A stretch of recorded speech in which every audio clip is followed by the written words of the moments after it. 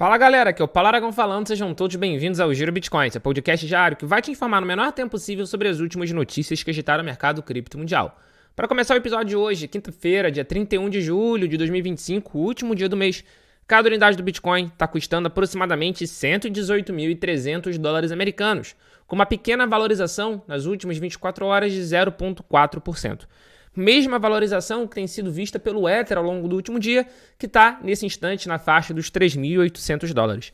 A gente vê que grande parte das criptomoedas estão experimentando uma valorização ao longo desse último dia. BNB está com uma valorização de 1%, Tron também está de 1%, a Sui de 0,9%, Chainlink de 1,6%, mas a gente também consegue ver algumas criptomoedas em queda, como é o caso da Solana, que está com uma queda de 1% ao longo das últimas 24 horas. Mas, de qualquer forma, o mercado está majoritariamente no verde, majoritariamente tendo valorização nesse dia 31 de julho. Sem sombra de dúvida, a gente tem visto bastante otimismo no mercado cripto e nas principais criptomoedas. E grande parte, ou um fator importante nesse otimismo está sendo, de fato, a demanda institucional e a demanda dos investidores financeiros tradicionais por ativos cripto. Um grande exemplo disso é o ETF de Bitcoin Spot do mercado americano, que no dia de ontem registrou mais um dia de inflow.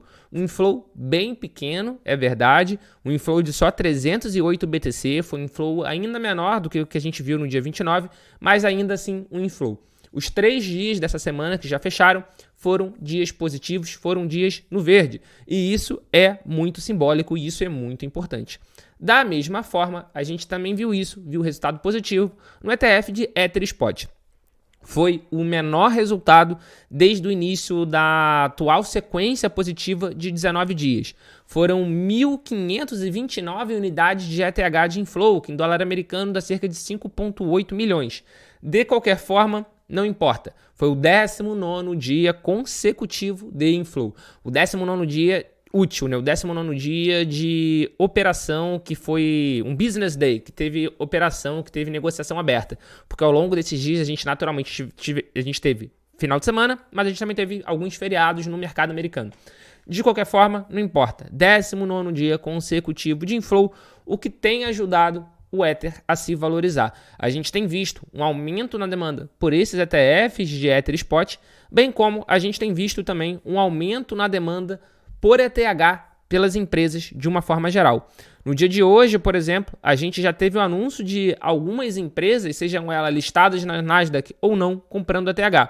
No dia de hoje, por exemplo, a gente teve a Zentry comprando 5.200 BTC, a gente teve a própria Aave, a DAO, comprando também 0,1, ou seja, 110 ETH para sua tesouraria, e isso, sem sombra de dúvida, vai ajudando cada vez mais o Ether a se valorizar. E quem está falando isso não é o Paulo, não é qualquer pessoa, diversos analistas, diversos bancos têm falado isso.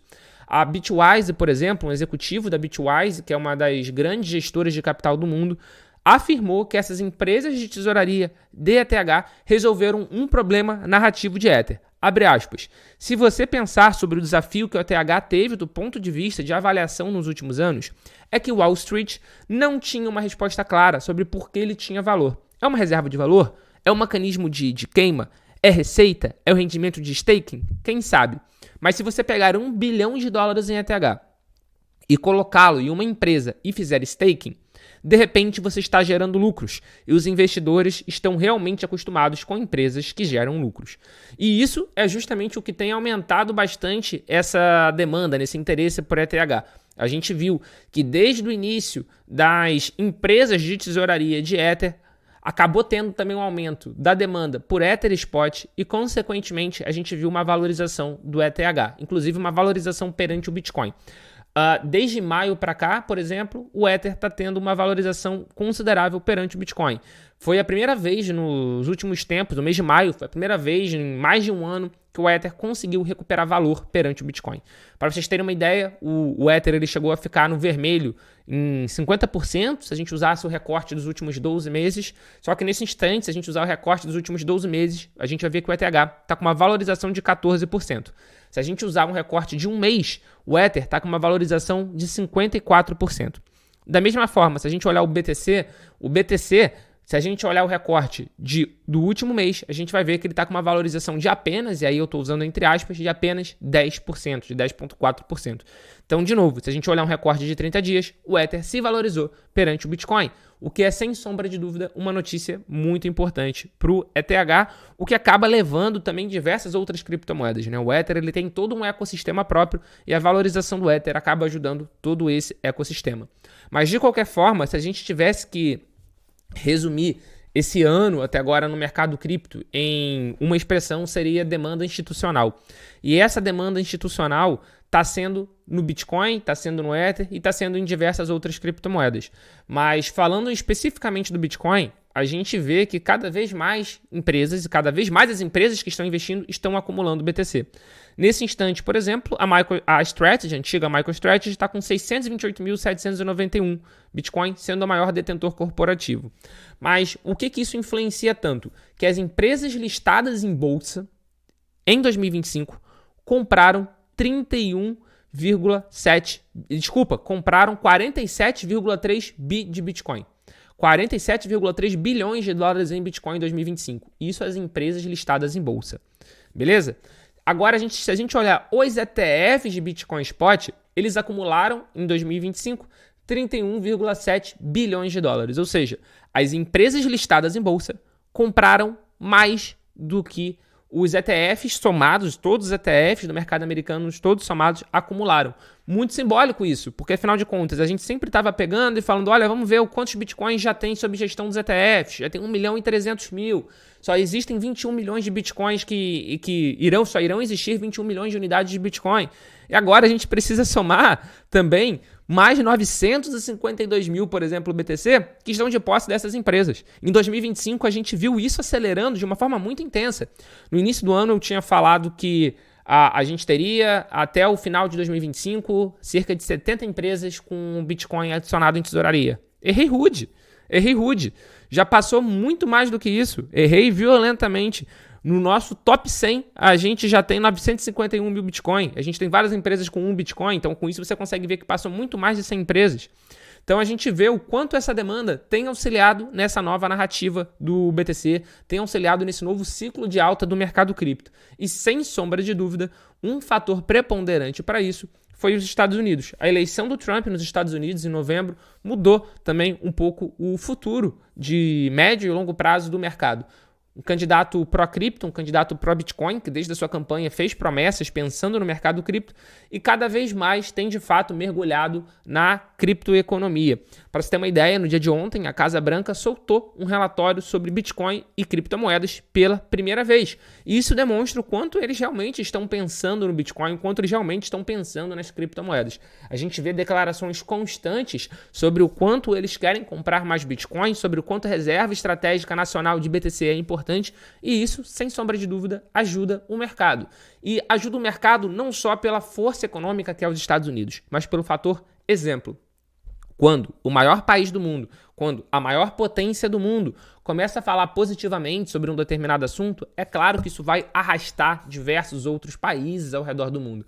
E agora, por exemplo, a Bolívia acabou de assinar um acordo de cooperação com El Salvador para integrar Bitcoin e criptomoedas, de uma forma geral, no sistema financeiro boliviano. Vale ressaltar que em 2024 a Bolívia chegou a fazer um banimento, a fazer um ban no mercado cripto, e depois disso o que aconteceu foi que a atividade das criptomoedas cresceu 6 vezes depois do ban. Ban não funciona com criptomoeda, a China já está aí para provar isso. E agora, depois desse ban, a nação sul-americana aqui, da América do Sul também, assinou justamente esse acordo de cooperação com um país presidido pelo Nayib Bukele para construir uma economia baseada em Bitcoin. Mas vale ressaltar que até mesmo antes desse acordo de cooperação, a gente já consegue ver o USDT, por exemplo, que é o Tether, a maior stablecoin do mundo, sendo utilizado em diversos estabelecimentos na Bolívia. Isso por quê? Porque é uma moeda fraca e as pessoas buscam uma forma de fugir dessa moeda, buscam uma forma de evitar perder o poder de compra. E a criptomoeda, inclusive as stablecoins, surgem aí com tudo. Então, a gente consegue ver o quanto a gente teve de avanço já ao longo desse ano. A gente está fechando mais um mês agora, nesse episódio de hoje. E mais um mês, na minha opinião pessoal do Paulo Aragão, extremamente positivo para as criptomoedas. Tivemos muitas empresas começando a comprar BTC, muitas empresas começando a comprar ETH, começaram a surgir empresas de tesouraria de outras criptomoedas, o que só reforça que o mercado cripto está chegando em um ponto, de fato, muito maduro. Muito obrigado pela sua companhia nesse episódio, muito obrigado pela sua companhia ao longo dessa semana. É a parte chata do episódio, eu sei, é chato ficar pedindo isso, mas se inscreve aqui no canal, deixa o seu like, ativa o sininho de notificação se você estiver escutando ou vendo a gente pelo YouTube, tá escutando a gente pelo Spotify ou por algum outro streaming de música, dá 5 estrelinhas pra gente, passa a seguir o podcast por aqui, que isso ajuda muito a continuidade do nosso trabalho. Muito obrigado pelo seu apoio e a gente já tem um encontro marcado aqui no nosso episódio da semana que vem. Valeu!